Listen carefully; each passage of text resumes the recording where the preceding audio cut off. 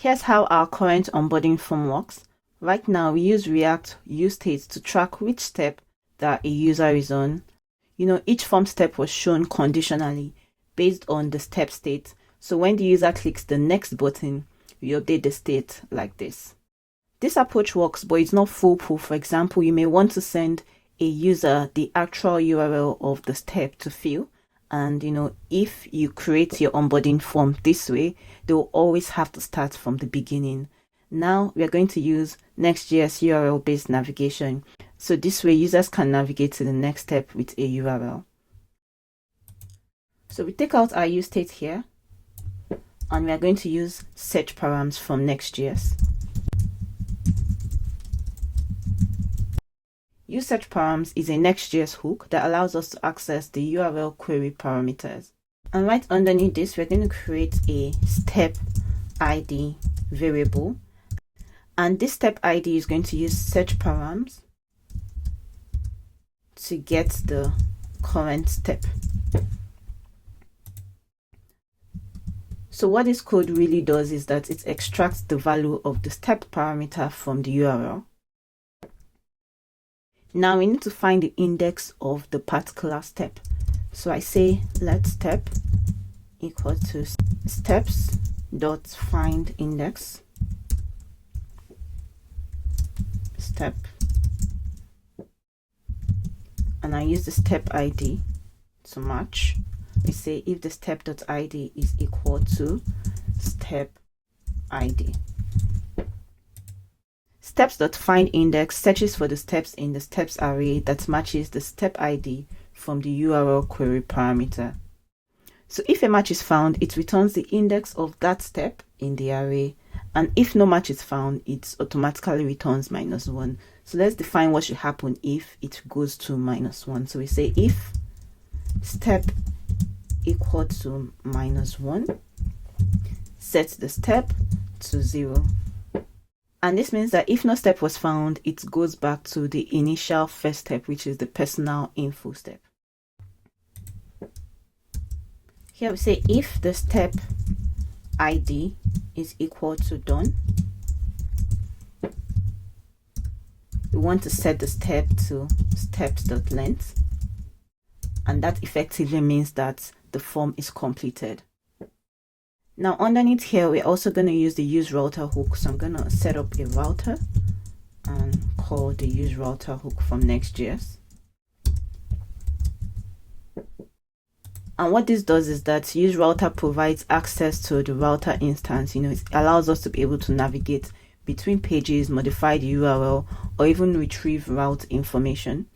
So we are going to be using the router.push method shortly. So I'll be modifying this go to next step function, and instead of this set step that used the use state, I'm actually just going to call this next step and set this to steps step +1. This will always return the next step in the array. And when we go to the next step, we want to implement router.push and update the query parameter. So I'm saying if the next step exists, it should grab the ID and update the URL. Else, it should just default to done, meaning that the form is completed. Underneath this function, I'm actually going to create a similar function, but this will be called go to step. The reason for this function is that it helps us to be able to navigate between any of the steps, especially when implementing the previous button. So for the go to step, I'm going to set this, takes a step which is a number,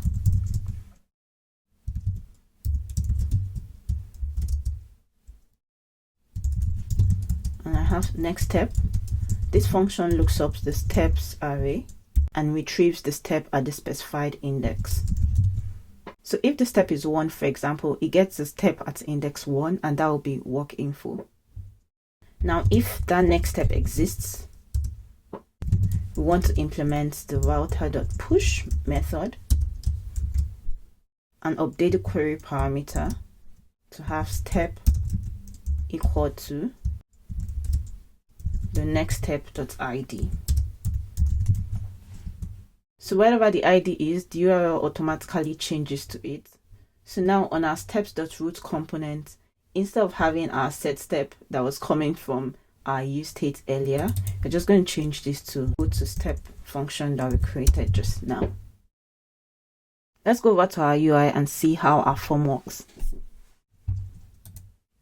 So complete all of these details again. And now when we check our URL, we see that we have a query parameter, and I can even change this to more details. I see that we automatically navigate to this. Our previous button works. And we can literally use our URL to navigate to any part of this step.